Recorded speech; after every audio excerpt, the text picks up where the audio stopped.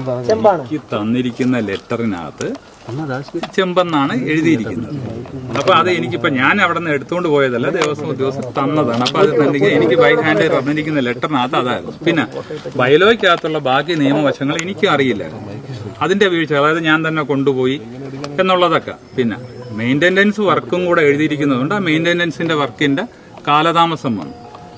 ഞാൻ ബാംഗ്ലൂർ താമസിക്കുന്നു, കമ്പനിയിൽ എത്തിയിട്ട് നമ്മൾ ബാംഗ്ലൂർ എത്തിയിട്ട് കമ്പനിയുമായിട്ട് ബന്ധപ്പെട്ട് കമ്പനിയിലേക്ക് എത്തിക്കാനുള്ള ഒരു കാലതാമസം വന്നിട്ടുണ്ട്. അത് ഈ പറയുന്ന മാതിരി 39 ദിവസമൊന്നുമില്ല, അതൊരു വീക്കെൻഡിന്റെ വ്യത്യാസം മാത്രമേ ഉള്ളൂ. എന്നാലും ഞാൻ ഇപ്പൊ എന്ത് പറഞ്ഞാലും നിങ്ങൾ ആ 39 ദിവസത്തിൽ തന്നെ നിൽക്കുന്നതിന്റെ കാരണം ഹൈക്കോടതിയിൽ അത് മെൻഷൻ ചെയ്ത് എഴുതിയിട്ടുണ്ട്. പോറ്റി ഒരു മിസ്ലീഡിംഗ് ക്യാരക്ടർ ആണെന്നുള്ള തരത്തിലൊക്കെയാണ് ഇപ്പൊ ദേവസ്വം ബോർഡ് അങ്ങനെ പറയുമ്പോൾ. അതിപ്പോ ഓരോ വ്യക്തിക്കും ഒരാളിനെ കുറിച്ച് എന്തോ അഭിപ്രായം പറയാനുള്ള സ്വാതന്ത്ര്യമുണ്ടല്ലോ.